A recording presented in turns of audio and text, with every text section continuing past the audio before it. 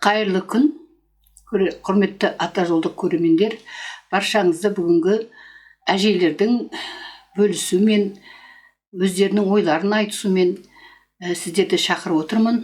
Ақниет студиясы ата жолында бүгін сұхбатты Екібастұздан Баян ханым және де Алматыдан Мапира деген ханым әжелер сұхбатқа шығады. Айтарымыз бар дейді. Ата жолы меңгеріп жүрген біреу көп болса, біреу жаңа кіріп жатыр. Сұрақтары бар. Сол сұрақтарға жауап беріп өзара осы бір ата жолындағы әжелердің орны, осы ата жолындағы жалпы қазағымызға келгені не себепті, соны алып шығаламыз ба?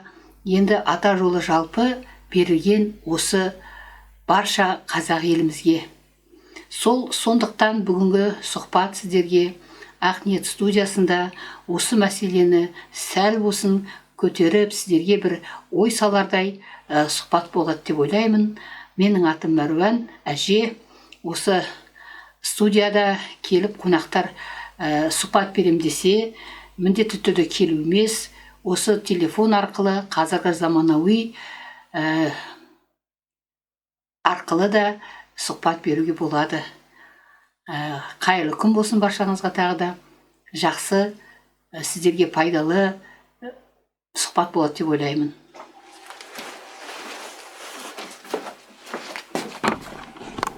Қайырлы күн, міне қонақтар келіп қалды. Ақниет ата жолы студиясына. Қош келдіңіздер. Қош көрдік. Амансыздар қалқым. Енді біз бүгін осы ата жолда бір топта отырмыз ғой, Аққу тобында. Алдында Баян сіз сұхбат бердіңіз. Енді сол сұхбаттан кейін тағы да бір сөз келе береді деп біз айтып жатсыз ғой. Сондықтан сөйлей шешем боласын дейді. Міне бүгін 3 болдық. Ертең 4, 5 қосыла берсін басымыз. Енді Мапира, өзіңді таныстырып кетіп, осы ата жолына келген уақытыңды өзің туралы айтып кетсең, таныстырып халыққа. Мен Алматыдан боламын. Ата жолына келгеніме 3-4 жыл болды. Енді келгенде мен негізінен үйде отырмын ғой. Ешқандай енді бір ата жолының бел ортасына кіріп білімімнен дәрежем жеткен жоқ әлі. Жетілген жоқпыз, енді жетеленуші ретінде өзімізді киім кию және де сол өзіміздің имандылық немізді жоғарылату барысында, сол жолға шыңдалу барысында жүріп келе жатырмыз. Әлі де жеткіліксіз жағымыз көп. Халықтың алдына шығуға да қорқамыз. Халықтың алдына шыққан адам пышақтың жүзінде жүреді дейді ғой. Халықтың алдына шығу үшін біздің сол халықтың алдына келетіндей дәнді, құнды әрекетіміз, сөзіміз болу керек, сөздің құдіреті болу керек. Сол үшін де сол жағынан қорқамыз. Және де өзіміздің жақындарымызға және басқаларға сөз беруден қорқамыз дегендей сондай жағдайлар бар. Баян сұлу апа, жалғастыра беріңіз. Жақсы. Бұл жерде енді сіз Мапира, енді жалпы мен айтайын дегенім, сіз енді қорқамыз деп отырсыз ғой. Қазір кім болсын сол мынау қазір ғаламторды кіріп, ойларына келгендерін айтып жатыр. Енді біз ата жолдықтар, бізде бір жол бар, жоба бар, иә? Тоқберген ағаның жолы бар көрсеткен. Бұл жерде енді кішкене басқаларға қарағанда жауапкершілік те бар бізде, бірақ та айтарымыз да көп. Сіз бүгін келсеңіз де айтарыңыз бар, өткен өміріңіз, қалай келдіңіз, не себепті келдіңіз осы жолға? Деп сол шеді айтып кетіңіз, сосын Баян құрдас дайын отырар сұрағына, айтуына. Енді бәріміздің енді ата тегіміз бар дегенде ар жағымызда өткен ата бабаларымыз бар, солардың да әсері болу керек. Мен баста осы YouTube каналынан Тоқберген ағаның несін естігеннен бастап сөздері сондай түсінікті, мен жүрегіме қонымды болды. Баста естіп жүрдім солай. Содан кейін карантин болып кетті. Карантин кезінде және де бір күн сол күнде естимін. Бір күн ести бастам. Ақпарат алып жатыр екен. Сол ақпаратты алып жатқан кезде қас пен көздің арасы мен көзім ілінгендей болды.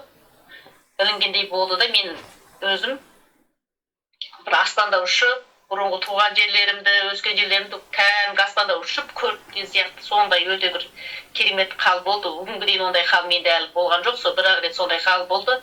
Сол кезден бастап мен ойладым, бұл ата жолы тегін жол емес екен деп. Бұл өте бір хикметке толы, адамның ой несі жете бермейтін, сезе бермейтін жағдайларда бар екен, сол кезде түсіндім. Содан бастап мен бұл жолға өзімді арнай бастадым. Одан кейін және бір себептерменен бұл кісілерге қалай шығуға болады екен деп сондай хабарласқанда мен сол бірінші шетел жүніме хабарластым. Сол арқылы киім несін игердім, киіндім. Одан кейін біздің сол имандылық жағынан көп не қылып қалғанбыз. Көп айнып қалғанымызды түсіндім. Бізде имандылық жетіспейтінін түсіндім.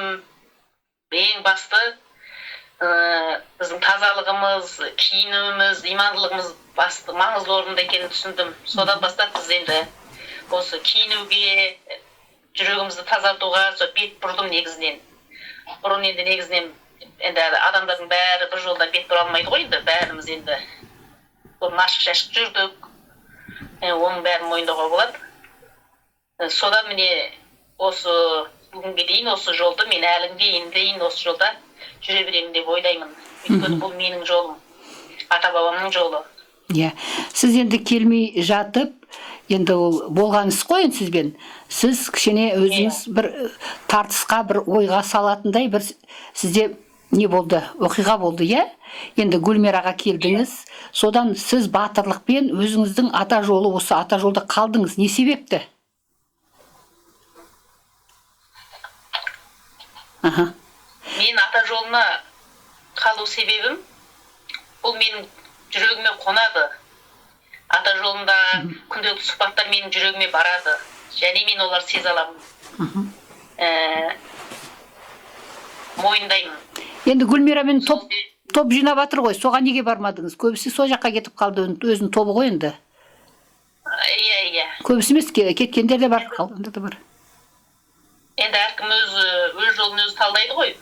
Енді Гүлмирамен бір күндік жолдас болған кезім бар, енді бетпе-бет көрген. Енді бір күндік жолдасқа мың күндік сәлем дейді ғой. Гүлмираға Алла иман берсін. Мен енді Гүлмираға кеткен кезде де ашығын айттым, мен осындай кетемін. Сен ямаса сен мына ниетіңмен қайт дегендей де мен айттым. Енді ол өз жолын талдады, мен өз жолын талдадым. Жақсы. Солай. Енді маған келгенде сіз айттыңыз, сол Гүлмирадан келдім сізге деп, иә? Енді бұл жерде мен де кішкене күмәндана бастадым, өйткені қазір ағада айтады ғой, қуат ұрлаушы болады деген сияқты.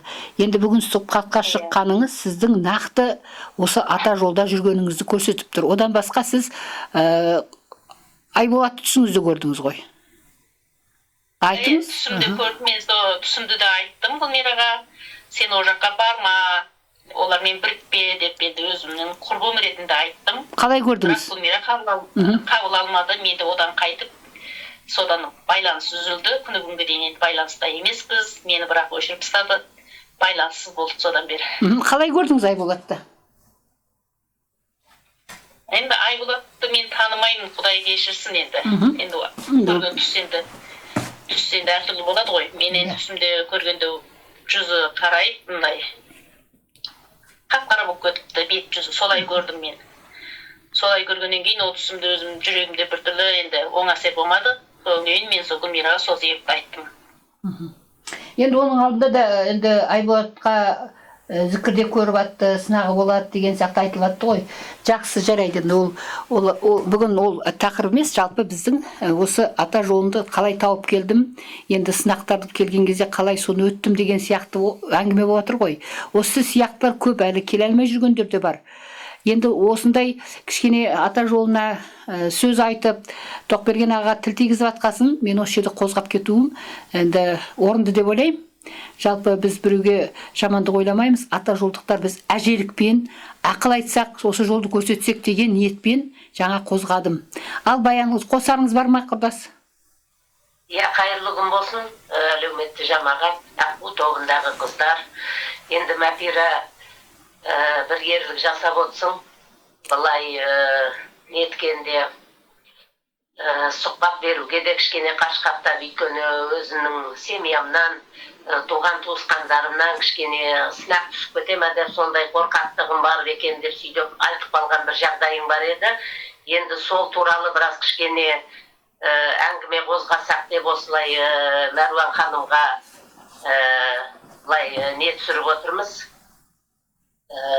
Өзіміздің білгенімізді айтып қалайық деп. Өйткені біз осы топта Мәруан ханым білмейін 20-дан аста кісі отырмыз ғой, енді топта жетеленушілер отырмыз. Соның ішінде бір 4-5-еуі ме сондай ғана сұхбатқа шығамыз. Өйткені біреулерден сұрасақ, сол енді өйткені өздері болмаса да үйіндегі күйеулері, балалары, жандарындағы туған туысқандары барлығы енді қарсылық білдіріп жатыр ғой. Бәріміздің де басымызда бар. Сондықтан сол кісілер бір жаман сөз айтып қала ма, ата жолына бір қарсы сөздер айтып қала ма, сондан кейін оларға сынақ түсіп кете ме деп, әрине ол өзінің жанұясы үшін, өзінің туған туысқандары үшін қорқып отыр. Енді сол осында отырған кісілерге біраз айтқым келгені бар еді. Соны біраз көптен бері ойында сақтап жүрдім. Енді соның бір сәті бүгін түсіп отырған сияқты. Енді сынақтың көкесін мен көріп жатырмын. Өйткені осы өмірге келгеннің барлығы менің сынақ екен. Осыншама қиыншылықтардан өтіп жатырмын. Енді оның барлығын айтып жеткізу мүмкін емес. Енді осы қызымның басына келген ауыртпашылықтан бастап отырмын ғой. Барлық жағдайдың барлығын ата жолына да келуім осы қызымның басына түскен ауыртпалықтан бастарды. Соған қайтсем көмектесем деп жүріп осы ата жолын таптым. Оған ешқашан өкінбеймін. Енді сол тапқаннан бастап осы ата жолының ыстық суығына көніп келе жатырмын. Өйткені мен түсініп отырмын, осы ата жолымен ғана дұрыс жолға түсіп, ата жолымен ғана көктеп өнетінімді, ата жолымен ғана жетер жетістігім алда екенін біліп отырмын. Сондықтан осы топта отырған басқа да жамағатқа айтқым келгені, өйткені басқа да топта отыр ғой, бәрі де қорқады, бәріміз де қорқамыз. Мен ең бірінші 20-шы жылы келдім ғой, Мәпирада айтып отыр, сол кездерде ковидтің кезінде, дәж ауруы кезінде келіппіз бәрімізді. Сонда мен ешқандай ойымда ештеңе болған жоқ. Өйткені ата жолының қағидаларын, өзімізді кінәлау, барлық жамандық өзімізден екенін оны біз түсінбедік. Сол мен сондай бір жағдайда болдым ба, или білмеймін енді, сондай бір жағдайда болған шығармын. Сондай ата жолы бүйт дегеннен кейін мен соның барлығын істей бердім. Мен ана күйеуімнен, или туысқандарымнан рұқсат сұрау керек екен-ау, солардан бірі саты төмен екенімді білем ғой енді, бірақ жанымның қиналғандығы сол, балама көмектесем деп жүріп, солардың барлығын тастап, баламның сол қиындығын бірінші орынға қойдым да мен шақтылай бердім. Сонда шақтылағанда мен ең бірінші Алматыдан бастадым. Алматыда Мәруан ханым өзіңіз білесіз, Жанаргүлге жібердіңіз, соның ордасына бардым. Онда ешқандай қағиданы да ештеңені де білмеймін. Әйтеуір камзөлге басыңды жап, аяғыңа мәсі ки, қолыңа білезік тақ деп, сол о кезде оларды алуда қиын болды, өйткені базарлардың бәрі жабық болды. Сонда бардым. Онда барғанда да судан өтпей тағы да баруға болмайды екен. Ол суға бару үшін рұқсаты жүрмеді. Сонымен әйтеуір бір жағдайменен Алматының өз басында тұратын Құрман Әлмерек атаның ұлы Құрман атаның басынан судан өттім. Өйткені басқа жерге шыға алмайтын болдық. Содан сөйтіп өтіп, жанымды шүберепке түйіп жүріп, сол кісінің басынан судан өтіп, әйтеуір мен ордаға бару керек болды. Өйткені мен ордада бар құдірет, озада барлығы бір күнде шешіп береді деп ойладым ғой. Жаным қиналып жүргенде сөйтіп әйтеуір судан өтіп, Жанаргүл ханымның, онда қалкен сол кезде керуен басы, сол Жанаргүл ханымда, сонда бардым, сонда батаны көрдім. Батаның не екенін де түсінбеймін. Әйтеуір сөйтіп отырып, бір керуенге шығатын болдық. 41 әулиеге керуенге шықтық. Мына жақта 5 атаға керуенге шықтық. Сөйтіп өттік қой, енді сонда мен жанымның қиналғандығыма енді сондай бір жағдайда жүрдім. Әйтеуір соны мен өз бетіммен істей бердім. сол Алматыда жүрдім да, өйткені Алматыда балам тұрады. Немерем туғанда, сол немеремнің туғанына 40-нан шығарам деп бардық та, сол жақтан сөйтіп жүріп бара бердім. Сөйтіп о жақтың сынақтарынан да өттім, өйткені керуенге барған кезде киініп барамыз ғой. Керуеннен келгеннен кейін мен енді киініп жүргенмен, қызым біресе бас киімін шешіп тастайды, біресе аяқ киімін шешіп тастайды. Енді ол сондай сыпатта жүргеннен кейін енді ол сөйтіп жүріп қайтадан ол үстіне қайтадан әлгі айтады ғой, үйге келгеннен кейін алдыңнан сол ана қаралықтардың өзіңді тосып алады деп, соның барлығы рас екен. Сөйтіп қайтадан жамап алып жүрді. Сөйтіп жүргенде әйтеуір Құранды мен ата жолына келгенше оқып жүрдім. Бір көмегі болғаны сол, менің Құраннан да көзіме жеңілдік болған екен. Өйткені ол батада түсті, Құран оқығаннан көзіңіздің енді көру жағы жақсы екен деп. Енді сөйтіп жүріп, Баян-бай ордасына сол Құраннан 4-5 рет оқығаннан кейін, енді одан бұрынғы есептемеймін ғой, қамшыға рұқсат түсті. Содан Баян-бай ата ордасына келдім. Одан келгеннен кейін қамшыны алдым. Онда да енді біраз қиындықтар болды. Қыздың жағынан біресе кетіп қалады, біресе шығып кетеді деп. Сондай қиындықтарға қарамай жүріп, мен енді ол маған қарсылық қой енді. Оны мынаны істесең, мен саған бұлай көрсетейін деп атқан сол қызым жағынан маған келіп атқан қарсылық қой. Мен енді оны ол кезде түсінбедім. Қайтсем де әйтеуір көмектесем, сол мен бір қамшы алсам, 2 қамшы алсам, сонымен бәрі жөнделіп кетеді деп ойладым ғой. Оның осыншама уақытқа созылатын, одан кейін қағидалардың қандай өзгерістер болатын, бұл біздің бұл бастамасы, сол ата жолына келіп атқанымыз ол бастамасы екенін, өнерді меңгеру керек екен, 8 өнерді меңгеру керек екен. Оның бәрін әлі де үйреніп те оқып жатырмыз. Содан айтайын дегені, енді мен үйге келгеннен кейін сосын енді қыз енді үйге келсе көтеріліп, одан да күшейіп келеді ғой. Өйткені менің де немен еді, тақуалығым шамалы шығар, енді киім кидім, үйттім, намаз оқыдым дегенмен, менің де тақуалығым шамалы болды. Қыз бірде киінеді, бірде шешін тастайды деген сияқты. Содан күйеуімнен бұлай қарсылықтар біліне бастады. Сен алып кеттің да, енді мына аурудың үстіне ауру жамадың деген сияқты болды ғой енді. Енді біраз ойланам, содан зияратқа шығамыз ғой. Зияратқа шығам дегенде, мен қайтсем де көмек берем, мен сол аталар мені құтқарады, аталар маған қолдау береді деп, Алланың арқасында, бір Алланың қалауы бойынша деп, сол зияраттардан қалмайым. Сөйтіп жүргенде зияратқа барам.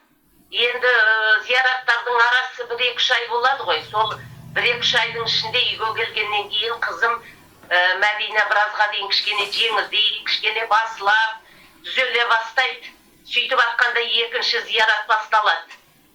Сонда қайтада сол зияратқа кетем, онда да арпалыс басталады екен ғой. Оны мен қайдан білейін, анда аталардың басына зияратқа барғанда арпалыс басталады да, қызым күшейе бастайды. Өз келген құрлып, өзінде сықым шығады, өзінде арпалысып бітем қызбенен, зияратқа барған құрлы әйтеуір, тақуалығымды әйтеуір, ішіндегі кәлима нелерімді Құдайға жалбарынып бүйтіп әйтеуір зияратқа кіреміз. Кірген құрлы да әйтеуір сықым шығам, сөйтіп жүріп үйге келем қайтадан. Зияраттан кейін. Үйге келсем тағы да сол арпалысқаны сондай жағдайменен күйеуім тағы да маған бас салады. Сен қызды емдегеннің орнына одан сайын ауыртып атсың, одан сайын күшейіп атыр деп сөйтіп жүргенде әйтеуір оған қарамадым мен. Одан қарамадым, әйтеуір қай жерге зияратқа бару керек болса содан қалмадым. Оның арасында қамшы алып қоям, қамшыға барғанда да күшейіп кетеді. Сөйтіп жүргенде менің күйеуім, енді мен айтып отырмын ғой, біздің сынақтарымыз, біздің кедергілеріміз бәрі өзіміздің үйімізден басталады, өзіміздің отбасынан басталады. Енді қызымның кедергісін енді айтып отырмын ғой, енді сөйтіп келгеннен кейін күйеуім сондай үйге, сондай енді сен сөйтіп атсың деп меніменен енді ұрысқа да барамыз, тартысқа да барамыз. Сөйтіп жүргенде ол бір күні жатқанда ма, енді мен айтам ғой, зияратқа барғанда батадан түскендерін, сосын әлгі керуен басшылардың, аққулардың айтқан нелерін айтып келем ғой, үйтуге болмайды, қолдан намыстырып жеу керек, өзің пісіруің керек, өзің анамен айналысуың керек, мынамен айналысуың керек деп отырғанда, содан ол неден интернеттен қарайтын шығар, енді солай деп ойлаймын. Сөйтіп жүргенде ол менің Алматыда тұратын үйленген ұлым бар, енді әлгі Алматыдан бастадым деп отыр ғой, соның үйіне барып, сосын бастап отырмын ғой ордаға баруды. Соны шақыртыпты. Мамаң сондай бір секта, ата жолы деген сектаға түсіп кетіпті. Мынау үйде сөйтіп атыр, ананы жемеңдер, мынаны жемеңдер, анамен тамақ ішпе, мынамен тұрма, ананы киіндір, мынаны киіндір деп енді толып атыр ғой ондай нелер. Содан ұлым келді. Келгеннен кейін ол да менімен айтысақ, тартысақ, үйдейді, мама мынауың не, мынауың не, ол да енді білмеймін, енді сондай немен естіді ма, енді екеуміз айтсамыз, ала бер үшеуміз айтсамыз, сөйтіп отырып әйтеуір ананы айтып, мынаны айтып, енді ол кездегі білімімді ата жолы туралы, немен еді, тақуалық туралы білімімді шамалы ғой, енді дәл қазіргідей емес. Бірде үндей алмай қалам, бірде үйтіп қалам, олардың енді қаралығы күшті болып тұр ғой. Екеуі жабылғаннан кейін кейде үндемей қалам, кейде тұрып кетем. Әйтеуір сөйтіп жүріп арпалыс тартыспенен оның арасында зікір қоям. Зікірде де талай күйеуім, мынау менің басымды шыңылдатып атыр, мынаны мен нетсем Мәдина түгіл менің басым айналып кетеді, мына зікір туралы зікірді тыңдасам деген талай қарсылықтар болды. Енді ол зікірді қойып, енді қойып қойсам Мәдина телефонды жерге бірақ ұрып сындырып тастады. Сөйтіп жүріп сондай зияраттардан келген кезде енді арпалысып келеді ғой, күшейіп келеді. Телевизорды да бір соғып сындырды, сағаттарды да жерге құлатып сөйтіп енді талай ондай қиындықтар болды. Енді мен оның маған қарсы әрекеттер екенін ойламадым енді. Солай өйткені сұңқарлар да айтты, аққулар да айтты, ол сондай арпалыс ана ішіндегісі шықпау үшін сондай арпалыстар жасайды деп. Оны түсінбедім мен ол кезде. Енді қазір түсініп жатырмын ғой, ол солай маған сонда менің мына істеп атқан істерімнің бәрін маған қисық сенікі, соны істеме, барма, жүрме, үйтпе деп соған маған болып атқан қарсылықтар екен. Мен сол кезде оны енді қызбалықпенен білмедім, қайтсем көмектесем деп ойладым. Сөйтіп жүріп мен сондай істерді істей бердім. Енді қазір одан кейін енді мен айтып атыр ғой, енді күйеулеріңе қарсы шықпаңдар, бір саты жоғары қойыңдар деп. Мен ол кезде оны ойлауға да шамам келмеді. Күйеуіме қарсы шығып атырмау, енді былай тамағын істеймін, киімін жуып берем, айтқанын істеймін, үйдің барлығын енді отбасына керекті нәрсе сияқты, енді оның нелерін енді туыстарымызға бармаймыз ғой, енді оның тойдың барлығын тоқтаттық, оның барлығы айтылды, балама да айтты, тойға да бармайды, шыққанда үйге бармайды, тамақ ішпейді, сондай деп енді айтқаннан кейін бала келіп отыр ғой, соның барлығын айтып енді мен жөндемекші болды ғой, солардың барлығын енді 100% дей алмаймын, соны дегенмен бала да қойды, күйеуім де қазір қойды дегенмен анда-санда бір ақпараттарды, сұхбаттарды әдейі тамақ ішіп отырғанда сол қойып қоям. Сонда да кейбір сөздерін, ананың ішіндегі бір кейбір сөздерді алады да, соған қарсы шығып айтып жатады енді. Сосын мен айтам, сен мынаның басынан аяғына дейін тыңдап шықшы, сонда сен де түсінесің оның не айтып атқанын. Сен оның арасынан бір ғана сөзді аласың да соған қарсы шығасың деп. Дегенмен енді соның барлығы басылды. Енді мен жай былай айтып атқаным ғой. Енді солардың барлығын істемесем, мен сол бетінде қала берер медім бе деген ой ғой енді. Мына топта отырғандарға, басқаларға енді мен ол кезде ештеңені ойлауға шамам келмеді, онда өзімнің ауруымды да ойламадым. Сол демікпемен әзер жүріп жүргенде де сонды анда да сүйредім, мында да сүйредім ғой. Енді ол оған дейін де бәлен жыл болған нәрсе. Бармаған жерім жоқ, баспаған тауым жоқ деген сияқты. Сөйтіп енді осы ата жолының өзінде де бірсыпыра енді мен зияратқа алып барғандағы енді қиналысымды, қызбен арпалысымды ешкім біліп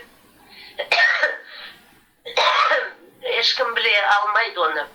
Ондай қиындықты, ондай жамандықты, ондай нені ешкімнің басына бермеймін. Адамды баласымен сынамасын дейді ғой, енді баласымен емес, ешкіммен де сынамаса екен деймін оны. Енді сондай зияратқа барып жүріп, енді бала арпалысып келеді ғой, содан 2 ай, 3 ай есін жинай алмай жүреді. Өйткені оған да ем жүреді ғой, маған да ем жүреді деген сияқты, қамшыдан кейін да ем жүреді.